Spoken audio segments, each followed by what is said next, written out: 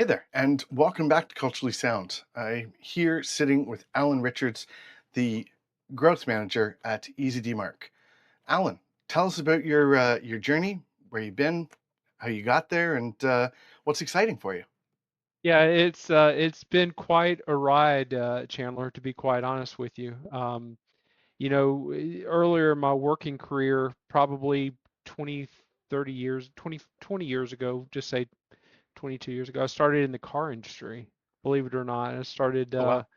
yeah, I've had some experience in the automobile industry. I was an F&I manager for a while, so I did all the stuff that everybody hates doing when they go into the car dealership. But I learned a lot, right? Sure. um, and wound up, uh, believe it or not, getting headhunted by a guy that I'd leased a car to, and they'd started a company here in Florida, and it was an email security company. He was like, "Hey, I like what you do. If you ever want to change, then let me know." And so I started working in that year. It was 2007, Hmm. and started working with a company that many of your audience, much of your audience may have heard of. It was a company called AppRiver. We did email security for at that point it was like on-premise servers because that's what everybody was using. And that was my initiation into cybersecurity. We moved very quickly into hosted exchange, very quickly into Office 365, built a team, built a company. I was very involved with building out the MSP channel there with AppRiver. And eventually we were acquired by another company called Zix, and rode that through COVID, and we were acquired by another company, much larger company called OpenText, Mm. and got a little big for me.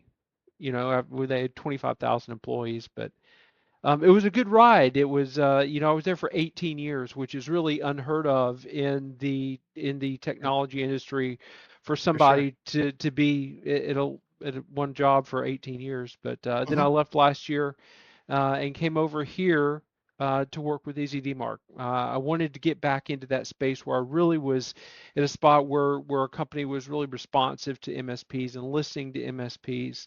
And I saw an opportunity to grow out a growth team from the ground up, to be really responsive, high touch, high tech to MSPs and cybersecurity. And Hmm. that's really what we're doing right now. And I love what we're doing because you know, this DMARC space that we're in it's sort of a niche space. It's sort of a new space. And a lot of people still, even though, DMARC has been a big conversation piece over the past couple years, a lot of people still aren't sure about it. They're not sure if they have to have it. Do they need, can they manage it on their own? So it's really an education at this point. Yeah, so let's talk through that a little bit. Just for those that don't know, MSP, managed service providers, DMARC is an email authentication module that uses DKIM, another authentication module, and SPF to ensure and authenticate emails that go between email servers. Is that a reasonable explanation of it? Is there anything you'd like to add? No, I think it's a great explanation, and I Okay. think a lot of it really is for people to understand that obviously all businesses out there, your email is your lifeline. Mhm. And as a company, your reputation with your business is crucial to your success, right? Mhm. Mhm. And there are companies out there, there are, malactors, bad actors out there that really want to take businesses down, right? Mhm. Mhm. And so a couple years ago, DMARC has been around. The actual protocol has been around for a while. And if people don't really understand what DMARC does, basically what it does is an overarching email authentication that looks at your SPF records and your DKIM records. And the whole purpose of it, Chandler, is for recipients to have surety that when they get an email from a sender, that it is actually coming from that sender, that it's Yeah. not coming from a malactor that has hijacked a domain similar to yours, Hmm. or one of your other domains that you're not using. So what it does is it looks like the SPF records and it says, okay, yes, your SPF records are aligned, so this comes from a legitimate source. And then the DKIM records are public and private email key that basically says, okay, the body of the email has not been tampered with, right? So Right. a lot of people relate it to, like, you go into a nightclub at night, right? And the door guy checks your invitation and says, okay, yeah, you have an invitation, so you can come in. But then he also says, oh, you're dressed a little weird. You need to go back and change your clothes, right? That's sort of what DMARC does, but it tells the recipient, okay, if the email does not check with SPF or DKIM, it either needs to go to quarantine or reject, which means the recipient never sees it. And what Yeah. Google and Microsoft have done over the past couple of years, if they said, look, our standard now is that it has to be in reject status, Hmm. Hmm. which is well and good. But what a lot of people don't understand is it's not, as a business, it's not just your primary domain that has to be authenticated. Hmm. Because as a business, you're doing business with a lot of third-party apps. You're using CRMs, you're using billing, you're using marketing, you're using, whatever that sends email out through your domain. Each one of those sending sources has to be authenticated with DMARC. It's not just your domain. And um, I think a lot of people's eyes might be rolling in their heads, or wondering what we're talking about. And I think, you know, there's such a knowledge gap between what an email is and all of the components that go into sending one safely. Yeah. I've worked with countless clients that said, well, you know, I don't have any problems with this.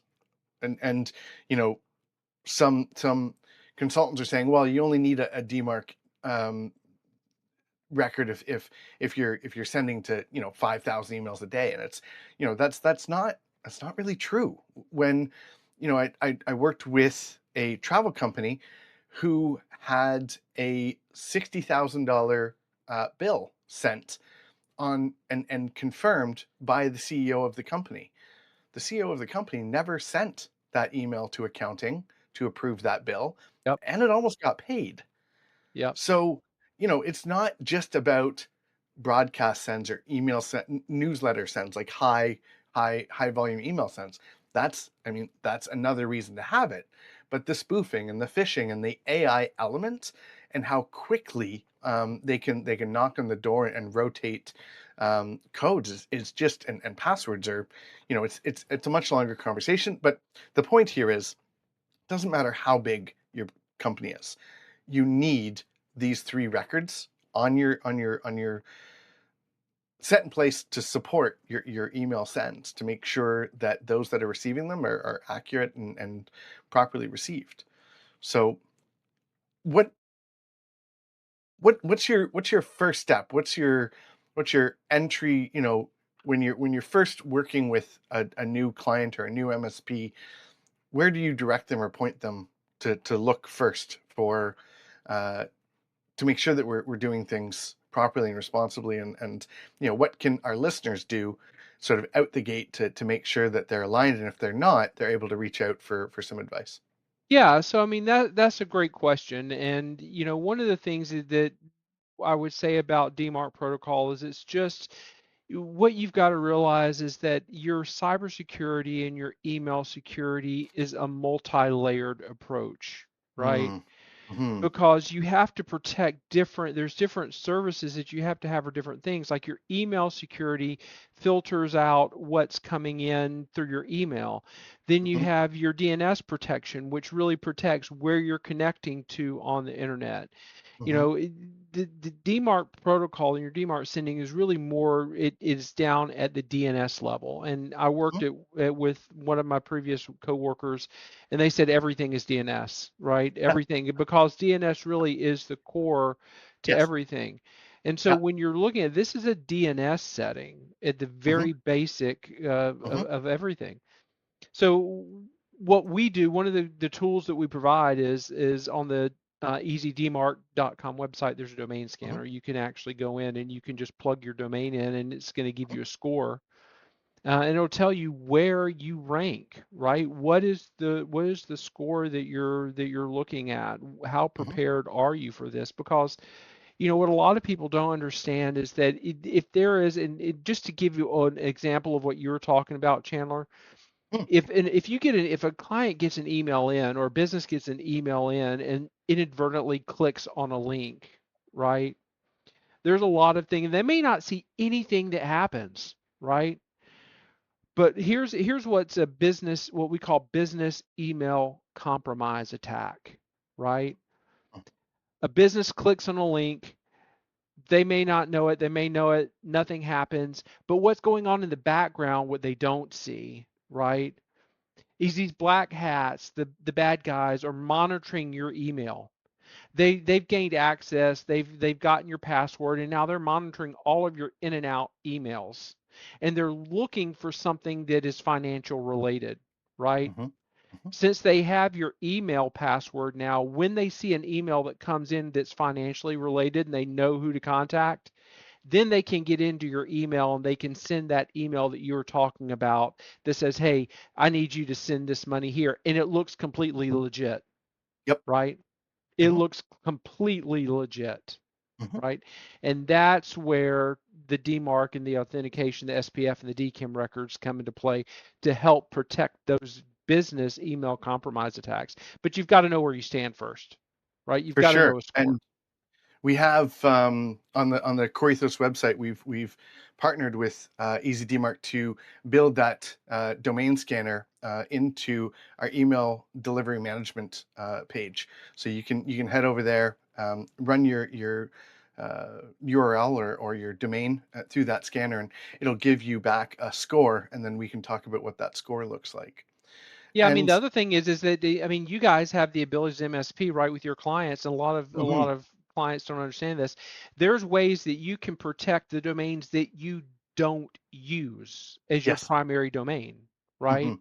hmm, hmm, Because most businesses have one domain that they usually primarily use, but what hmm, they've done is they've bought these other domains that are just sort of sitting there, right? yep, yep, For or they're whatever forward. reason, or they're Yeah. forwarded, right? Those domains need to be protected as well. Hmm. Hmm.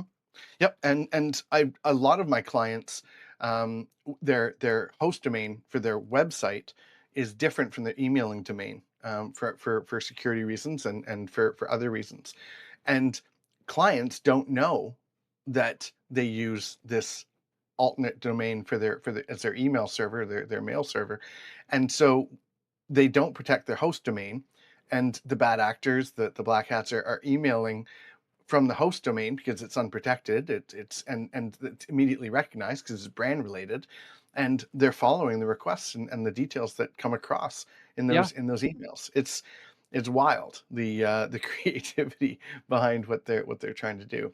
So um, super interesting, and absolutely anyone that has any questions about this, please, links will be in the show notes, and we can definitely jump into that conversation. What do you see as the future, the evolution of not only DMARC? Are there other protocols? Are there other strategies? Are there other solutions that you're excited about seeing come to market? What does that look like for you, Alan? Well, yeah, I mean, I think that when we're looking at things that are come to market, I think that what we're going to wind up seeing is I think that eventually we're going to see if we could see anything tighter, right? Hmm. Hmm. I think Google and Microsoft are going to tighten these screws down even more, Hmm. um, because they're it is their ESP, right? Their servers, their clients, they're responsible for a certain portion of this, right? Hmm. For Hmm. protection. So I think you're going to see that, and I think you're going to hear more talk about it. But what we're the overall thing that I think that I'm excited about with EasyDMark is that we're quickly moving into what is more of a total email deliverability type of a platform, right? Okay. Because there's so many people that think that, and not to say that all MSPs are like this, but there's even MSPs are like we're just sending email out, right? And MSPs are having the managed service providers are having to quickly expand their knowledge base Hmm. into email deliverability, right? Hmm. Not Hmm. just sending emails out. Hmm. And they have to use that for their clients because I know you've probably never heard of anything like this, Chandler, but a managed service provider who has a client and they hire a marketing director. This marketing director is excited, or this person's coming and said, we need to implement this new tool. And all of a sudden they implement this new tool, but they don't think about contacting their MSP to see how that's going to fit in with their total infrastructure, or how that is going to fit in with cybersecurity, right? And that's one of the things that the Easy DMARC product does is once you get to that reject status, it's going to monitor all of your sending sources. So, Chandler, you can take care of your clients and you can be notified if there's an SPF record that changes or a DKIM record that Right. changes or something Hmm. that is out of line because Hmm. those things do change. SPF Hmm. records change, DKIM records change. And how is your client going to know that? How are they going to know that they're all of a sudden they're sending out invoices that are not getting paid? Or they're sending out marketing efforts that are going flat because a record has changed. But Hmm. more than that, DMARC protocol is really just the beginning. It's just the start on email deliverability, right? Hmm. So when people or clients are sending out emails, and they're using for marketing, whatever, they've got to make sure that those emails are landing in the boxes where they're supposed to land. That's right. So, we've come out with this Easy Sender protocol, or that's not a protocol, but it's a platform that's going to give you total visibility into all the emails that you have. You can actually go in and load some email addresses in there and see it's an inbox placement tool to see where it Mhm. would land, you know. Yep. Um, It's one of the first things that we do with our clients is yep. run through, run that for a week or two, learn all of their sending sources, confirm all of their sending sources, and anything that's an outlier or we don't understand, we do a deeper dive because it's shocking. And 9 times out of 10, there's one or two sending profiles that they didn't even realize they were using because, like you said, someone from the marketing team added in a tool, and now they added in the domain to send from it, and because they didn't have anything that was monitoring, and their DMARC was set to none. There's no restrictions, and it was sending the emails out.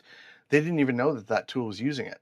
So Yeah. now that creates a portal for bad actors to use that mechanism to send out emails with the same email domain that you use daily to sort of request money and get paid. And in the digital economy, that's such a core component. So it's definitely something you want to sort of first steps, definitely something you want to look at. Yeah. And there's other things that the Easy Center platform is going to be able to do as well. So it's going to be able to look at your text to image ratio, right? Hmm. So Hmm. be able to determine that if you upload an email, what's the probability of this? What are your links? What are your click-through rates? What are your open rates? Hmm. So it really helps to make sure that the emails are getting to the intended recipients. You know, um, how as a business owner, you're spending a lot of money on these tools, right? And you're relying on the email chain, right, to get them where they need to go. And um, a lot of people don't understand, Chandler, and it's still the case. They think that just because they send an email from their inbox, that email is secure, right? And Hmm. and they don't understand what most people don't understand about email because it's not something they can visualize. You may as well take your a postcard and write all of your company information on it and go drop it in the mailbox, Yep. right? Yep. Because people don't understand all the hops that email Hmm. has and what is open. It's open. It's not secure. So, good moment to sort of share, quick high level overview. What does that path look like? Just for the audience listening, for those that don't understand, I draft an email in Outlook, and I click send. My expectation is that it just populates in your inbox a couple seconds later. But there's actually, you know, quite a few steps between when I click send and you click on that little link that is in your inbox that has a quick preview of the message. Are you able Yeah. to sort of just quickly Yeah, I mean, talk a little? yeah, real quickly. I mean, it's there. This is maybe getting into the weeds too much, Mhm. and people's toenails may start to curl when we start go down this road a little bit. But Sure. I Yeah. mean, behind every domain Mhm. that people see when they're emailing coreethos.com, there's an IP address Mhm. behind that, right? Mhm. So you could just very easily go to the IP address, and type that into the web bar, and you wind up at the core ethos address, right? So Mhm. everything has IP addresses. So Outlook is just a client that sits on your desktop. It is Mhm. not, it's just something that translates the email from the Microsoft server for you to be able to interact with it and send and receive emails. That's all Outlook is. So Yep. when you send an email, when you draft an email into Outlook and Mhm. you click the Mhm. send button, it goes out from your 365 account or your Google account. It goes Mhm. out through their servers, right? Mhm. And Mhm. the server says, okay, I'm looking for this IP address, Mhm. right? This is where I need to go. My destination is here. And it does not go straight to the destination. Right. It goes out, and it may make 10 or 12 stops all over the internet through different servers, Yeah. right? Yeah. And if at any point any of those servers have been compromised, or there's bots in there that can see that, they can Mhm. hijack that email, right? Mhm. Once it gets to that server address, the core ethos IP address, then Mhm. it looks for the Chandler Cutler at, and then it's delivered to that mailbox, right? Mhm. Mhm. But it does not go straight from me to you, Right. right?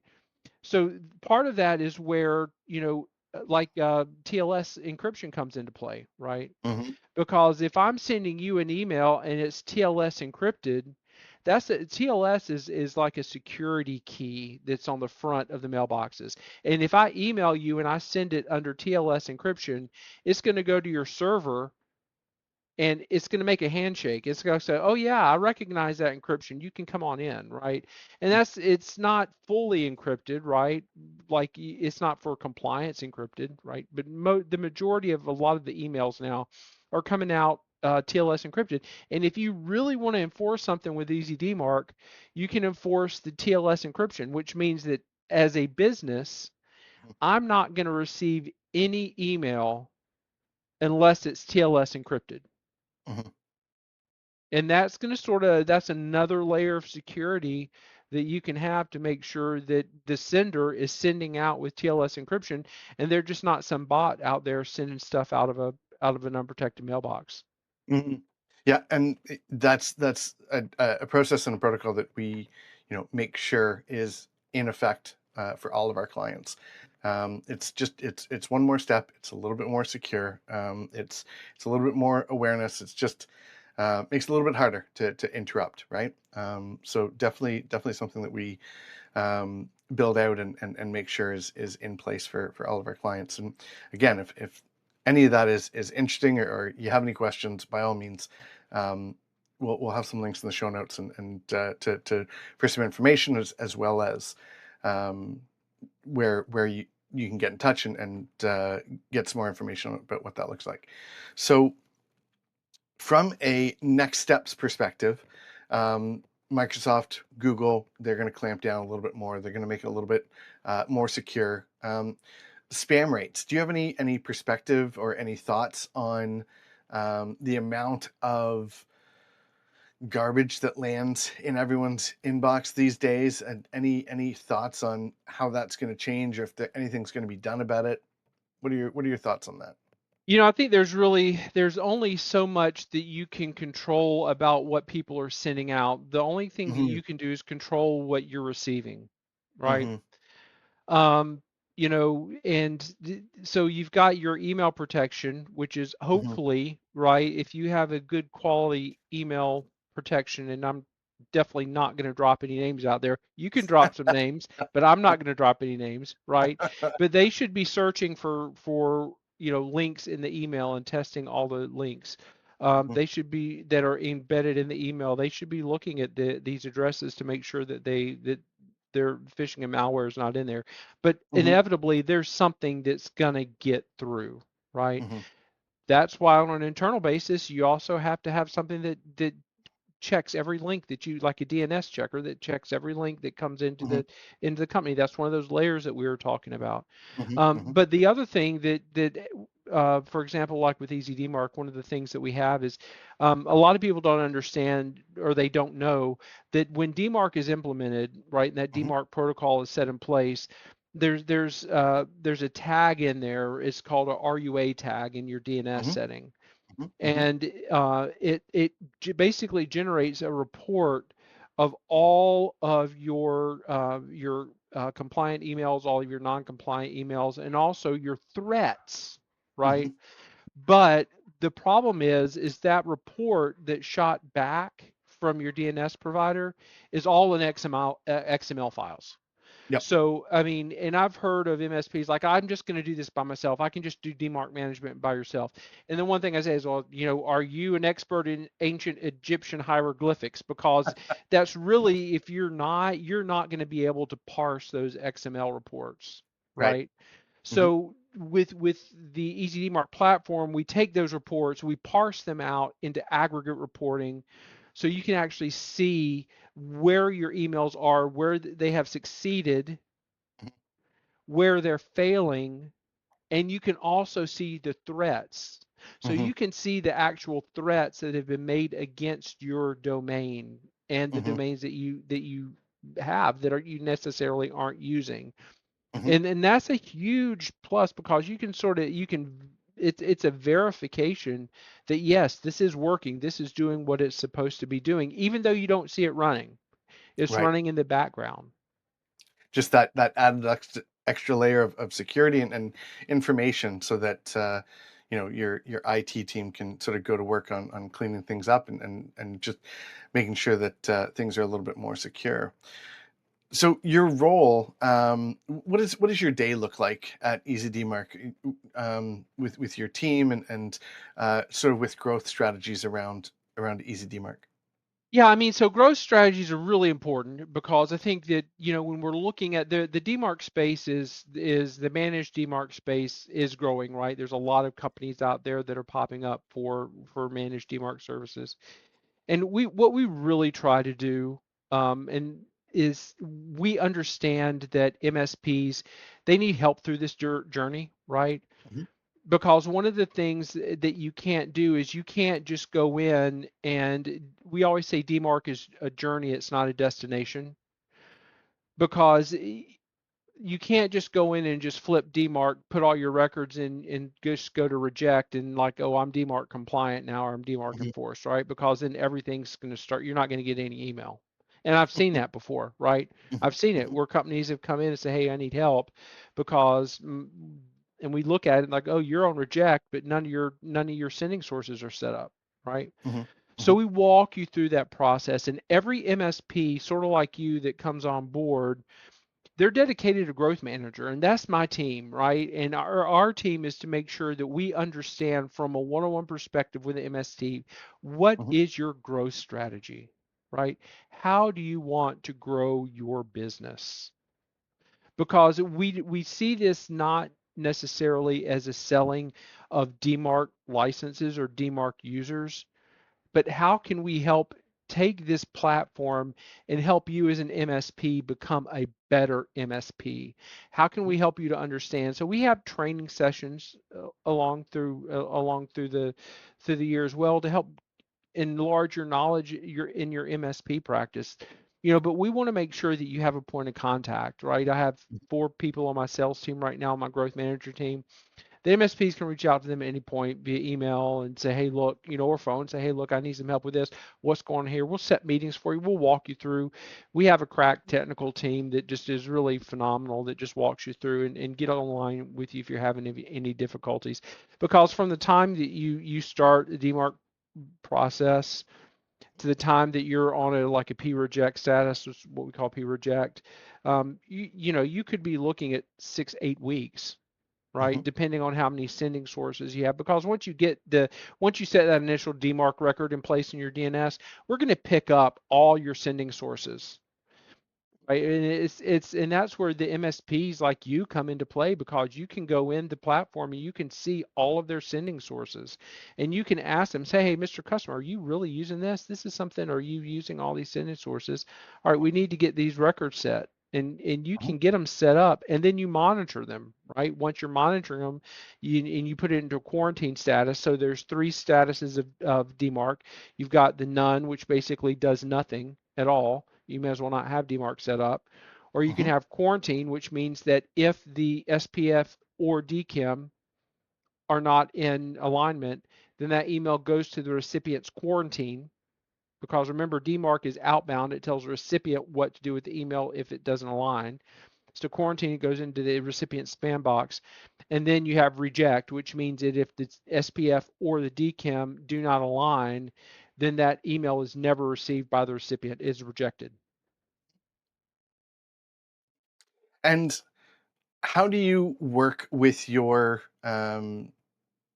growth team to um, partner with your MSPs, and what's the most exciting or most interesting aspect, or most challenging aspect? What's what's that barrier, that wall that you continue to come up against, that has your team scratching their heads? Maybe that's more interesting. Yeah, I mean, I think when we're talking with MSPs, a lot of times, MSPs and by and large, they love technical stuff, right? Hmm. They love fixing people's problems. That's what they Hmm. want to do.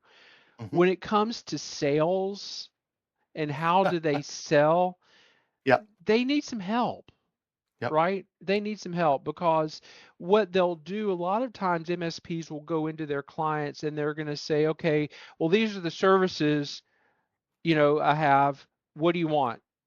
Right. Right. Right. And if you're dealing with an attorney or a real estate, they are an attorney. They don't know what they want. They don't know what they need. Right. So it's Mhm. up to you as an MSP to go in. And one of the most it just makes me so happy is when I see an MSP and I talk to them and they're like, hey, look, I found this out a long time ago. All my clients, when they come on board with me, they get the same cybersecurity stack across the board. They don't have an option, right? Because at the end of the day, if something gets through on the client side and they get hijacked or they get something breaks through, Mm. that attorney or dentist or tax whatever, they're coming back to their IT person, right? Mhm. And they're going Mhm. to say, how did you let this happen? Mm. You know, why did this come through? So it's up to the MSP to really look at that business and say, okay, look, Mr. Customer, this is what you need. This is my cybersecurity stack. And they don't necessarily, and you people can disagree with me, but they don't necessarily need to line item everything out, because what winds up happening is the client's going to go through and they're going to say, oh, what is this DMARC thing? It's an extra $20 a month. I don't need that, right? Mm. I don't need this. And that's not the clients don't know. MSPs are the experts. They need to be the ones protecting their clients. And so what we tell people, and what we've seen more and more MSPs doing with the DMARC solution, is they're just wrapping it into their cybersecurity solution, right? Mhm. When they get a Mhm. new client on board, DMARC is part of what they have, because it is email authentication. It's required by Google. It's required by Microsoft. There's no question. It's in there. We're going to monitor it. Case done, right?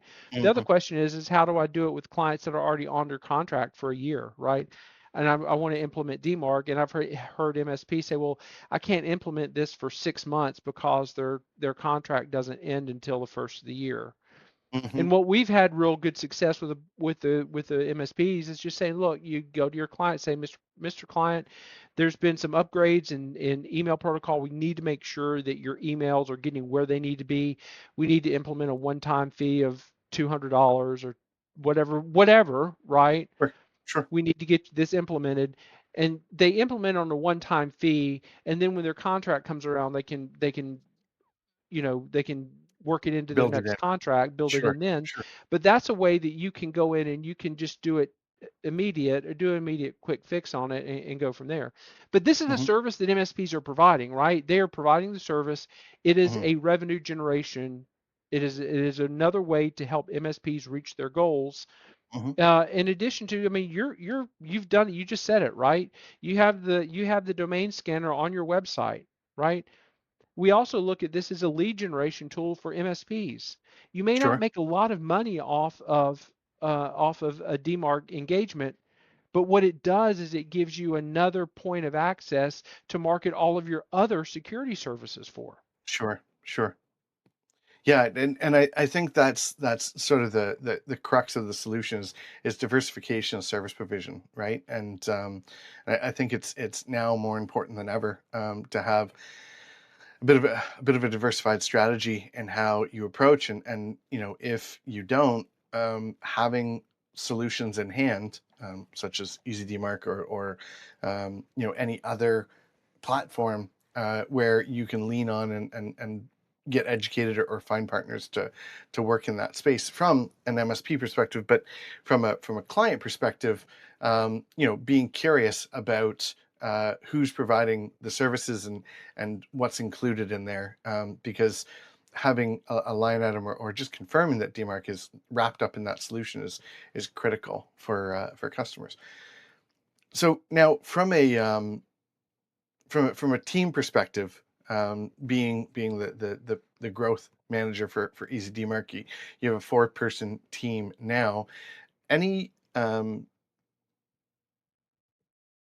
what is how do you communicate with your team and support your team in what they do? They're going in, they're having conversations with MSPs.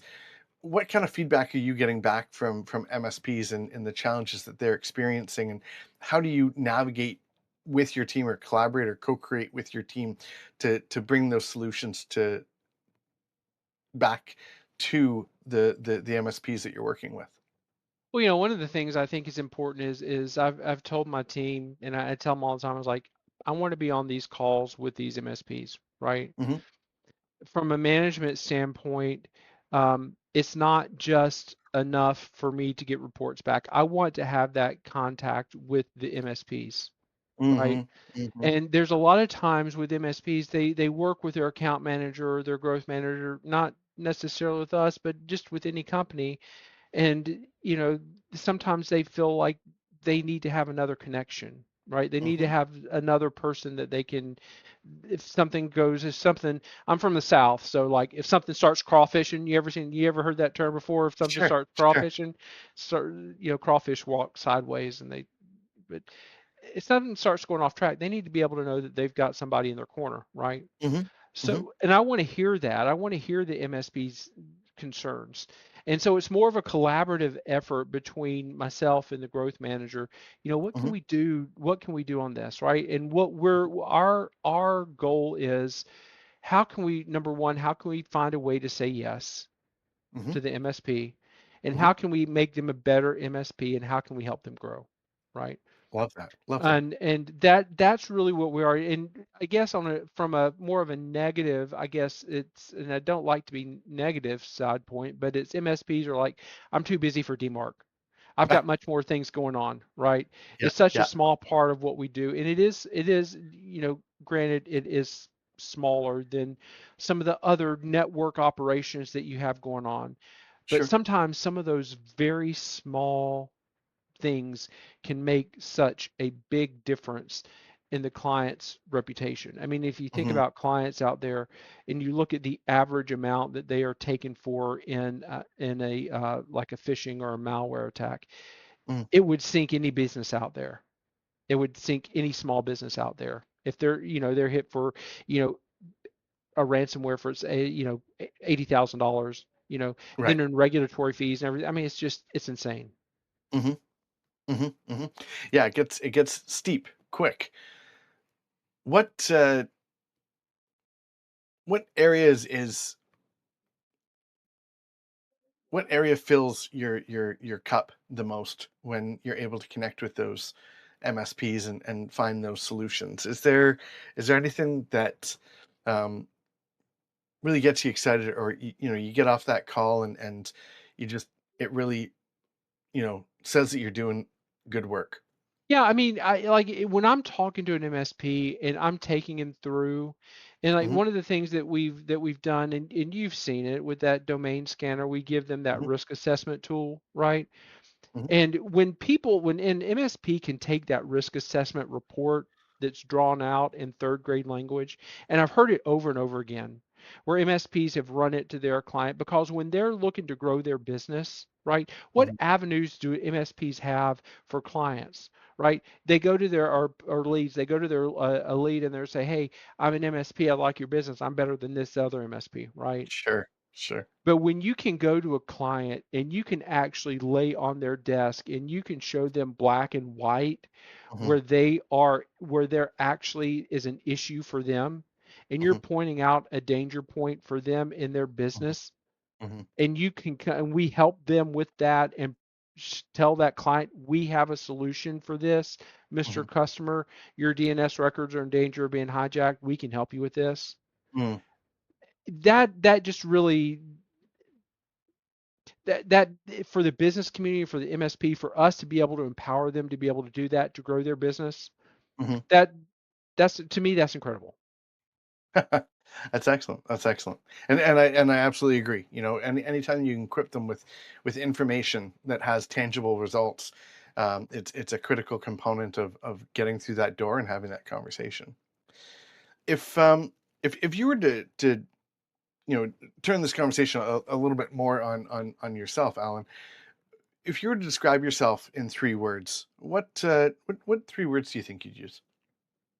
I think I would use optimistic. Brilliant.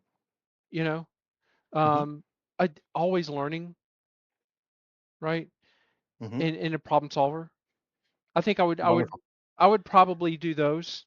Yep. Love that. Um, Love that. I've been in the industry for a long time, Hmm. and um, you probably see a little gray over here on the side. But Yeah. Yeah. Yeah. yeah, right. But what I've come to realize is that when you're in this business, there's a lot of people that get to a point and they're just Mm. like, screw it.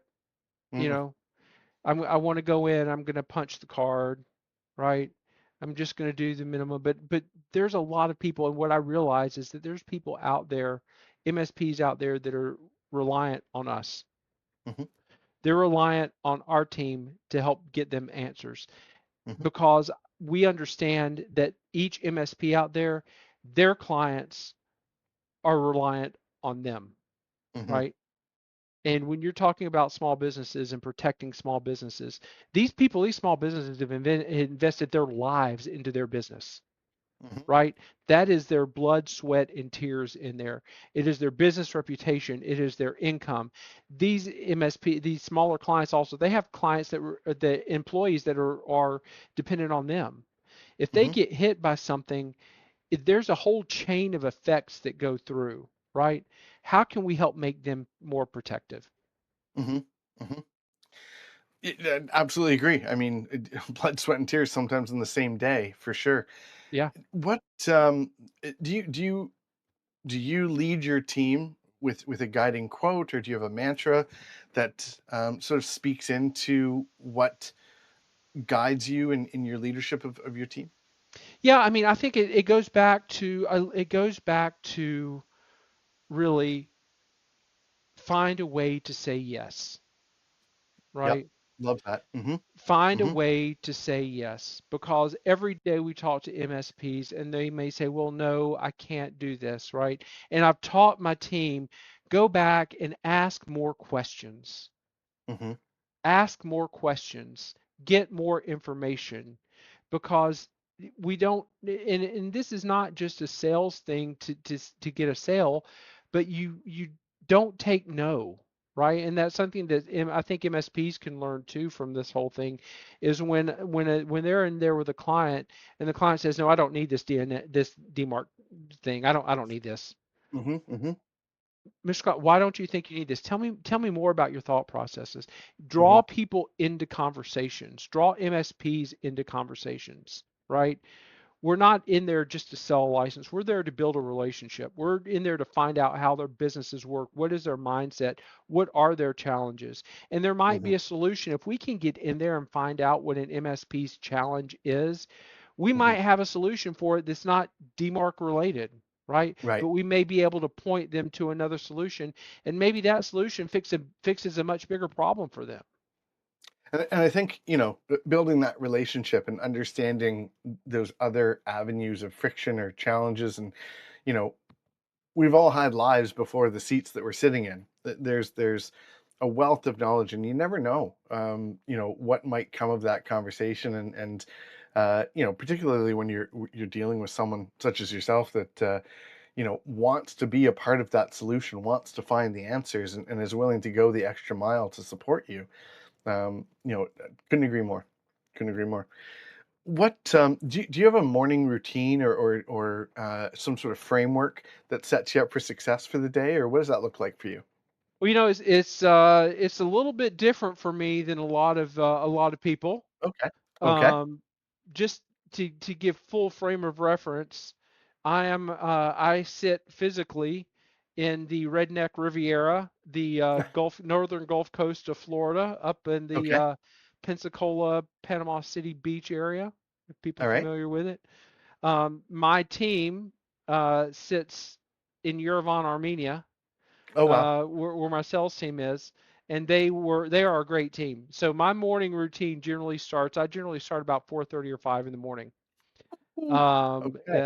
And I'm on the line with my team every day, right? I have one-on-ones with each one of them every week. We have a team meeting, and I don't micromanage. These people are phenomenal. The growth team that I have underneath me are just phenomenal people. They are driven. They're just enthusiastic about what they do. Um, and but I want to know their challenges, Hmm. because even though I am across the Atlantic from them, right? Hmm. They have their lives that they're living.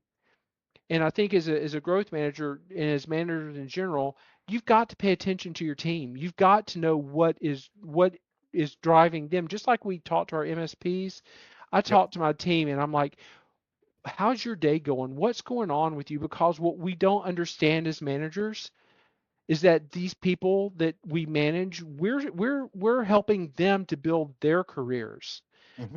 and they have their own lives, and whatever is going on outside of their work hours Hmm. affects their work hours.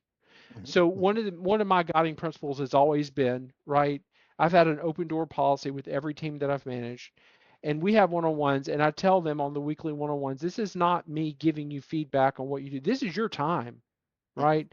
This is your time to tell me whatever you need. What's going on? How's life? Are things going well? Because sometimes they need to work things out too, right? Hmm. So as a manager, you're more than just a sales director or a salesman. You're trying to help build your team career, and you have your challenges that you have to overcome. And sometimes you have to give a little bit of direction that's outside of the sales business area to help that person succeed. Hmm. Yeah, it really is. If you want your team to bring their full self to work, and give it their all, and be participatory, understanding what that means, and how that's influenced is critical for anyone that's managing them. It's an excellent point. What and this you can go be as vulnerable as you wish. Professionally, personally, what's the one thing you're most afraid of, and what drives that fear for you? I think that obviously there's been a lot in the states going on this week, right? Yeah. There's been a huge amount, right? Um, and I think that what bothers me right now, I think what's been going on in my mind a lot this week Mm, is just, you know, we need to be open with people. We need to be able to have conversations with people, right? We need to be able to have hard conversations with a soft glove. We need to have, be willing to listen to everybody that's around us. And I think that a lot of times in our, if I could say anything, it's just listen to people. That's where I am this week. That's mhm, more from a personal basis. It doesn't really necessarily have to do anything with business. But I think in general we're sort of at this really fragile point, um, and we just need to be kind. Yeah, it's a bit of a pressure cooker these days, and Yeah. I was having a conversation with some friends at an event that I was at on Wednesday night, and you know I've been saying it for a while, and it was shared unprompted from another fellow at the event. you know it's becoming harder and harder for people to just be people and have conversations and talk about an opinion or an event circumstance, and not not go personal on the opinion, where it's okay to disagree, it's okay to have a differing opinion, and talk through that. I think everyone wants to live in a loving, peaceful, safe space. How we get there, there's a million ways to arrive at that destination. And I think there's a multitude of solutions to get there, and sometimes you just have to agree that you're headed in the right direction, and see where that takes you, and not attack the individual personally, but hold space for differing opinions, because that diversity is what makes things interesting to a degree, I suppose, without going too deep into it. Yeah, I mean, I think that, from a personal standpoint, I want to just, whenever I'm talking to people, I try to Hmm. project to them that, look, you got a safe space. It doesn't matter who you are, right? Hmm. I'm not, and I think that's how and I think that's part of the whole thing with building relationships, right? I Because agree. you have to do this when you're an MSP and you're working with Hmm. clients, you're working with people, right? You have to see the person for the person. And that is how you build relationships, Hmm. right? When you're building a relationship, if you're an MSP and you're going to a client and you may see things, paraphernalia or whatever, this person's going to be on a complete opposite spectrum from you, right? You're not going to agree Sure, on a sure. lot, right? But it doesn't matter, right? There's a person I think that we have to right now reach out and say, look, how can I help you succeed? Fair. How can I help you succeed? Right? And what does success look like to you? Well, I mean, I think for me in that area, success is, and I really sort of pride myself on the fact that, if you were to look at the people that I associate with, that I talk with, Sure. I've got people across every spectrum. Hmm. I've got conservatives, I've got liberals, I've got all these people, and we just get along, right? Hmm. We get Hmm. along because there's a mutual self-respect, right? And we we have to maintain that, and I think that's something that I just really strive for. It's just mutual self-respect. I look forward to a time when we aren't defined by our political affiliations. And that wasn't a thing until recently, as far as I understood. Yeah, um and um that was never a defining point of introduction, or a a relationship basis. yeah, um it's a guy I play hockey with, or it's a guy I play football with, or it's a guy I went to school with, or it's a guy I work with, or person. It doesn't have to be a yeah, guy. yeah. And I look forward to when the rhetoric and the divisiveness sort of tones down, because that pendulum swing is way way outside of the middle. And it'll be nice to have that. Everything has its season, and I look forward to the end of this one. And What it's up to each individual, right? I Everybody agree. says, yeah, but, and it's Yeah. like, it's me, right? It's me, right? How do I deal with this? How Mhm. do I make a Mhm. decision every day to go out there and try to positively influence somebody's life? Got Um, it. how do I show that kindness to somebody that I come in contact with? Little compassion, little patience, little Yep. understanding goes a long way. What I've got Yoda over here, I've got Groot over here. It doesn't have to be Marvel or DC, but do you have a superhero or a mentor, or someone that you aspire, and you look to model? Is that a thing for you? I've got. Uh, eh, I've got so many.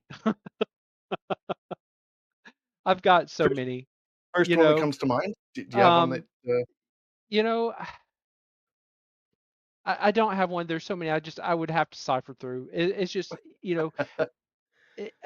there are people that have just really affected other people and Mhm, have just mhm, really been a leader and a developer of people, right? mhm. Because so many people are lost, and that's really what I. It doesn't matter about my success, right? It doesn't matter about where I go, Sure. right? If the old saying is a rising tide raises all ships, Yep. right? And I'm not worried about myself. I want my kids to be successful. I want the people around me to be successful. That's Mm, what I want. So mhm, any leader out there that is more concerned about the people around them than they are themselves, any leader out there that is helping to raise people that is on their team, mhm. that's a mentor to me. Good for you. I love that. That's great. Listen, Alan, it's been a gift. Thank you so much for your time and your the knowledge that you've shared and the insights that you've pointed to. I think our audience is more informed and better for it. Any closing thoughts? Anything that you want to pass on? Yeah, I mean, email security email is the bloodline of your business. Whether you're an MSP, whether you're a client, Mm, email is not going away. hmm, Take hmm. it seriously. Protect your email. Protect your Yep. email. Protect your Perfect. reputation. Yep. Yep. Nope. Absolutely agree. We'll put some details in the show notes so that people can reach out to you, reach out to us, however they want to do it. But protect yourselves, protect your email. Wise words. Thanks so much, Alan. Absolutely. Thanks, Chandler.